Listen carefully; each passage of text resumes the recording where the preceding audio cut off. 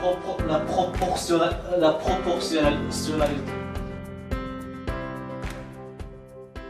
Bonjour les sixièmes, on se retrouve aujourd'hui pour terminer le chapitre 7 sur la proportionnalité. On va d'abord balayer un petit peu toutes les notions qu'on a vues pour l'instant.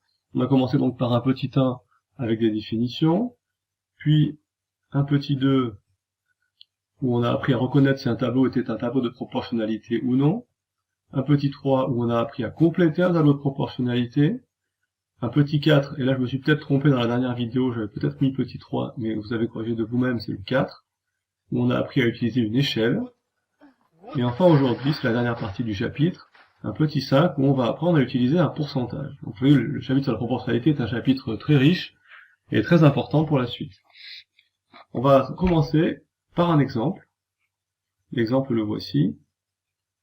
Dans un gâteau, il y a 12% de sucre. Alors pour l'instant, il n'y a pas de question. On va d'abord expliquer ce que veut dire cette phrase. Un peu de vocabulaire pour commencer. Dans un gâteau, il y a 12% de sucre. Ça signifie deux choses. Première chose, ça signifie que la masse de sucre est proportionnelle à la masse de gâteau. Ça signifie, on le sait maintenant, que si le gâteau est 2 fois plus gros, eh ben, il y aura 2 fois plus de sucre.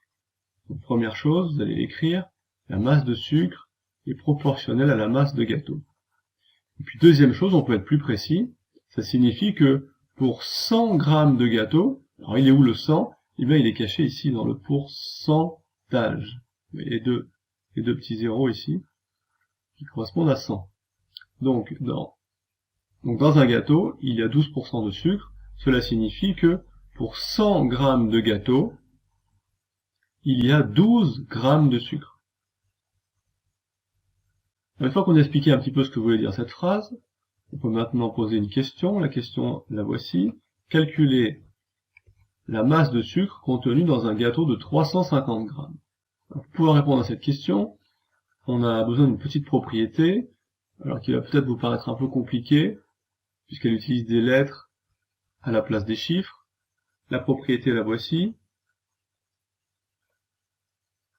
P désigne un nombre décimal. Alors pourquoi ce nombre je l'ai appelé P, alors que P c'est une lettre, hein, tout le monde sait que c'est pas un nombre. Parce qu'en maths, on peut pas donner les propriétés pour tous les nombres qui existent. Vous savez bien qu'il y a une infinité de nombres.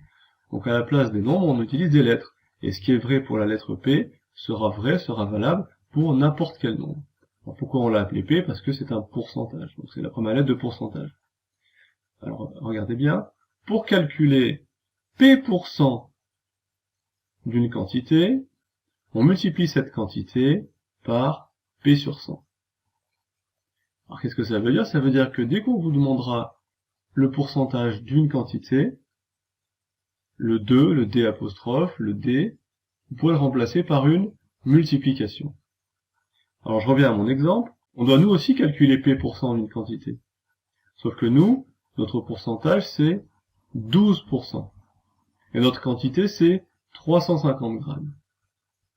On doit donc calculer 12% de 350 grammes. Alors comment on va calculer 12% de 350 grammes? Eh bien, d'après la propriété qui est écrite juste au-dessus, pour calculer P% d'une quantité, vous voyez bien que le P, dans mon exemple, il est remplacé par 12, et la quantité, elle est remplacée par 350. Donc la propriété me dit que je dois multiplier cette quantité par le pourcentage. Donc pour calculer 12% de 350, je vais donc multiplier 350 grammes par 12 sur 100. Il y a plusieurs façons de multiplier un pourcentage par un nombre. La plus simple, je pense, la voici. Donc on va écrire 12 sur 100 fois 350 grammes égale. Et là j'ai donc une division, parce que n'oubliez pas que 12% c'est 12 divisé par 100, et une multiplication à faire. J'ai deux opérations à faire. Donc il y a trois façons de les faire. Soit je commence par faire 12 divisé par 100, et puis je multiplie le résultat par 350. Soit je fais d'abord 12 fois 350, et puis je divise le résultat par 100. Soit je fais 350 divisé par 100, et enfin je multiplie le résultat par 12. La plus simple ici, je pense, c'est de faire d'abord 12 divisé par 100. Vous vous rappelez que quand on divise par 100, le chiffre des unités, qui est 2, va devenir le chiffre des centièmes. Autrement dit, on obtient 0,12. 12 divisé par 100 est égal à 0,12. Donc 0,12 fois, j'oublie pas de faire fois 350 grammes. Ensuite, on peut poser l'opération, le faire à la calculatrice, et on trouve 42 grammes. Donc on a répondu à la question, quelle est la quantité de sucre qui est contenue dans ce gâteau de 350 grammes? On peut écrire la conclusion. Dans ce gâteau de 350 grammes, il y a donc 42 grammes de sucre. Donc vous voyez bien que 12% ne veut pas dire 12 grammes, sauf si évidemment le gâteau fait 100 grammes. Mais 12% c'est une proportion qui nous indique que dès qu'on a 100 grammes de gâteau, eh bien dans ces 100 grammes, il y a 12 grammes de sucre. Donc vous voyez ici que si le gâteau fait 350 grammes, eh bien on a 42 grammes de sucre. Donc ce chapitre est terminé, vous allez pouvoir passer aux exercices. Dans votre livret, les exercices sur la proportionnalité commencez donc à la page 31, avec les exercices sur reconnaître une situation de proportionnalité. Donc on peut peut-être compléter, je revois le cours si vous ne l'avez pas fait. Donc deux grandeurs sont proportionnelles si les valeurs de l'une s'obtiennent en multipliant les valeurs de l'autre par un même nombre appelé coefficient de proportionnalité. À la page suivante, à la page 32, il y avait des exercices qui permettaient de calculer une quatrième proportionnelle. Qu'est-ce que c'est cette quatrième proportionnelle? On l'a jamais vu dans la leçon. C'est tout simplement quand on a un tableau avec 4 cases et qu'on en connaît 3, on peut trouver la quatrième avec toutes les méthodes qu'on a vues sur la proportionnalité. En voici 3. On peut donc ajouter les nombres de deux colonnes ensemble. On peut multiplier les nombres d'une colonne pour en déterminer une autre. Et puis on peut aussi revenir à l'unité. Donc ces trois méthodes ont été vues dans la leçon, ainsi que la méthode qui utilise le coefficient de proportionnalité.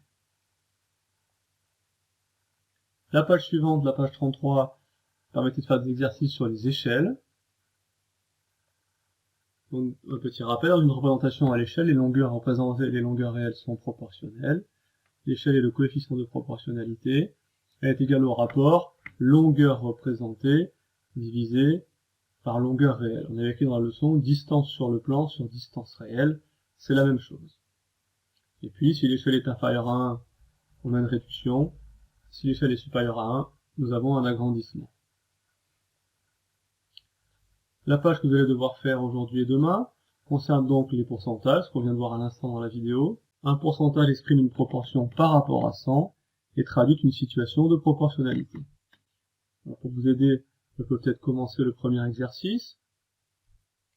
Au 1er janvier 2015, la population de l'Union européenne était estimée à environ 508 millions d'habitants.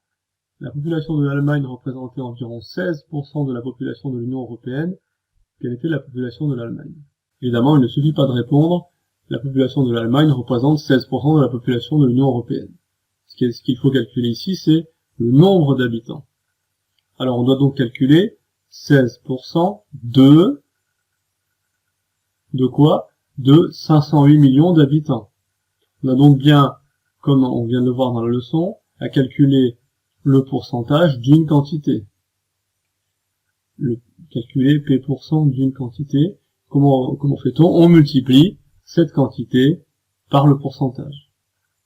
Donc si je reviens à l'exercice, on va donc faire simplement 16% fois 508 millions.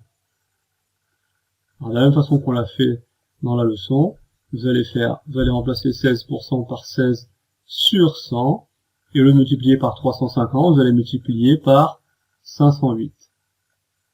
Quand vous aurez fait 16 divisé par 100 fois 508, vous trouverez le résultat qui correspond donc à la population de l'Allemagne. Je vous laisse donc continuer à faire ces exercices de la page 34. Évidemment, ceux qui les ont terminés peuvent passer à la page 35, où ils trouveront des petits problèmes qui mettent en jeu toutes les compétences qu'on a vues dans les pages précédentes. Je vous souhaite une nouvelle fois bon courage, continuez à travailler régulièrement, et n'hésitez pas à solliciter vos enseignants sur Pronote si vous êtes en difficulté sur des exercices ou sur des leçons.